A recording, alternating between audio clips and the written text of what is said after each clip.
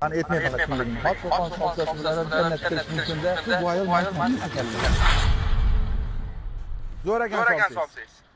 Zo'r ekan. Alloh razı olsun. Azizlar, hozir vodiydan qaytyapmiz.